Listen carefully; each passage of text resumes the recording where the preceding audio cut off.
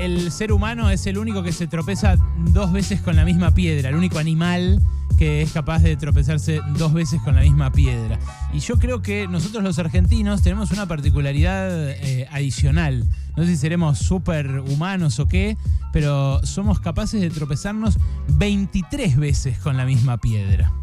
¿A qué piedra me refiero? A una piedra gigante que pesa sobre nuestras espaldas, que nos la dejó Mauricio Macri y que ahora parece que el gobierno del Frente de Todos va a mantener sobre nuestras espaldas durante muchos, muchos años. Me refiero a la deuda con el Fondo Monetario Internacional. Desde hace un par de semanas, desde que fueron las elecciones, que hay todo un debate, tanto interno como entre las fuerzas, sobre qué va a pasar en el Congreso cuando el gobierno proponga este plan plurianual, que en definitiva es lo que había pedido el embajador prepotente ese, el embajador norteamericano, que dijo que Argentina era como un colectivo al que no le andaban las ruedas y que tenía que presentar un plan económico creíble de manera inmediata. Bueno, eso es lo que el Congreso va a presentar,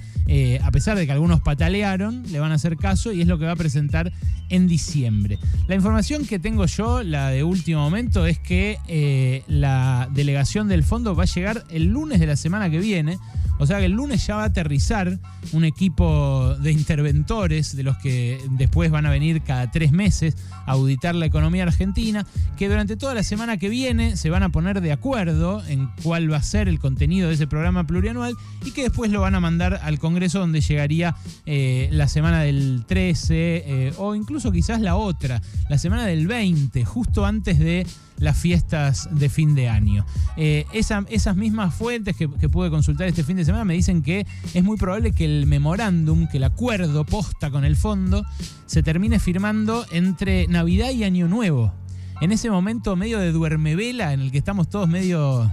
chocados, ¿viste? Y el que nadie le da mucha bola a nada. Bueno, ahí es donde nos van a meter el acuerdo con el Fondo Monetario por 10 años. Un acuerdo que es a todas luces incumplible, que implica un ajuste como implicó cada uno de los 22 anteriores y que además, en este caso, va a implicar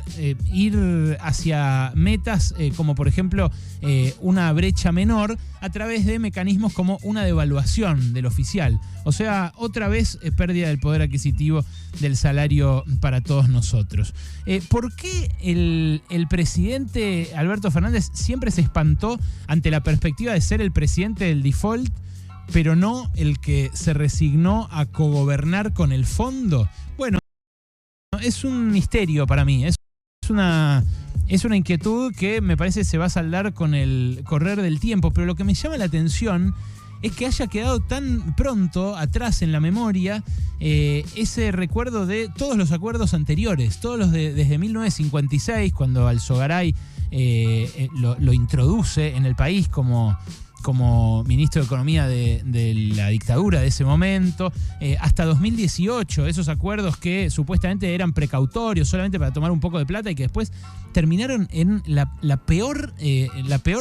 recortada de salarios de la cual tengamos memoria justamente desde la última dictadura. Y cuando uno piensa en qué es lo que nos trajo hasta acá, ve toda la oportunidad perdida de la pandemia también. Es cierto, la ve con el diario del lunes, pero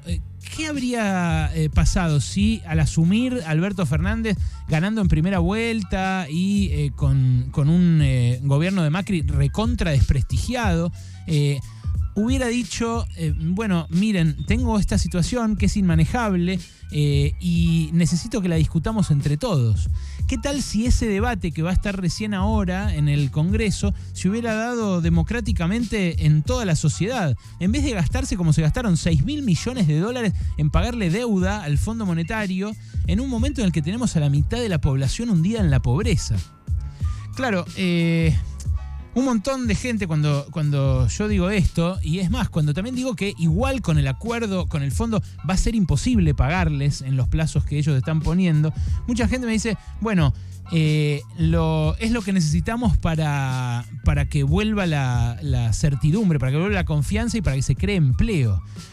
Bueno, es curioso porque este acuerdo es un acuerdo que se va a cerrar para no cumplirlo. Ya saben en el momento de firmarlo que es imposible que Argentina junte 16.000 palos por año a partir de 2025, 2026, cuando calzan los primeros vencimientos del fondo, que le va a dar un plazo de gracia a este gobierno, pero que le va a querer cobrar al que viene, y también cuando caigan los vencimientos de la deuda que renegoció Guzmán el año pasado. Entonces, ¿cómo es que trae certidumbre un acuerdo que en el mejor de los casos tiene fecha de vencimiento en 2 o 3 años? Bueno, no queda claro, pero lo que sí quedó claro este fin de semana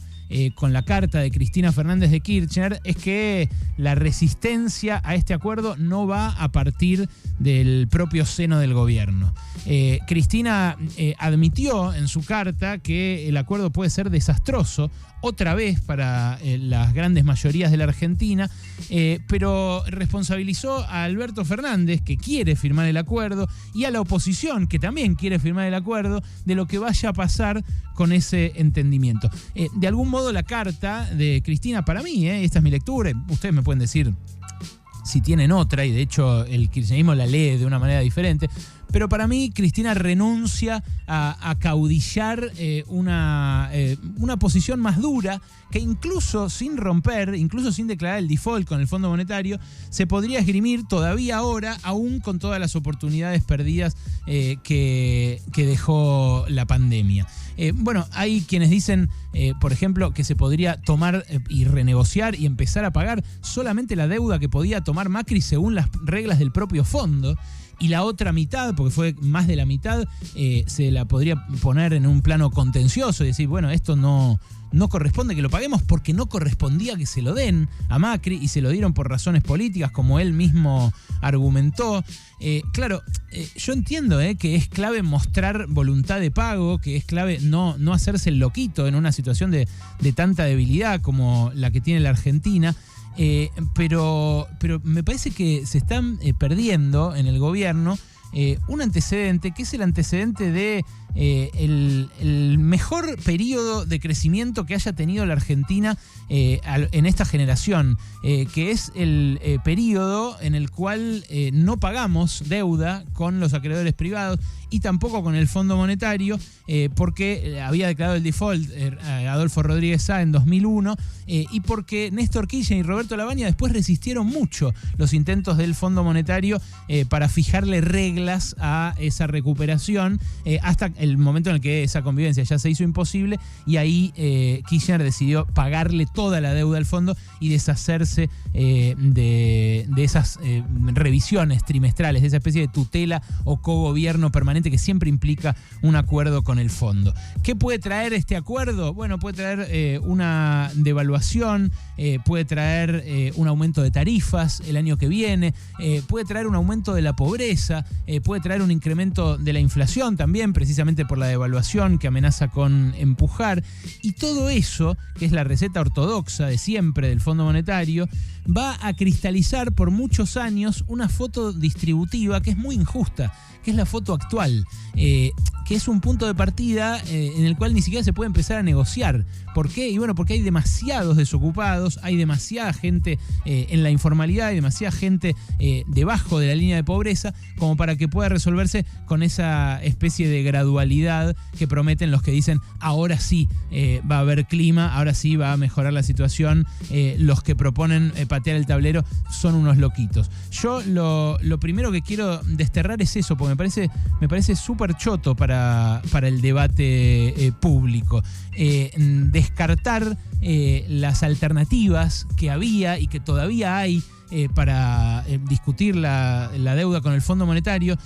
no es ser racionales y evitar locuras, como corean todo el tiempo los que defienden abiertamente los intereses de la élite argentina, pero también los que sin defender esos intereses de la élite se comen el verso de que, bueno, es la única que queda. No era la única que tenía este gobierno cuando asumió, no es la única que queda ahora, y es una decisión política hacer lo que está a punto de hacer este gobierno. Así como fue también este fin de semana una decisión política la carta de Cristina Fernández de Kirchner. Una decisión que se nota mucho al leer la carta, que ella no comparte, pero que va a acompañar igual.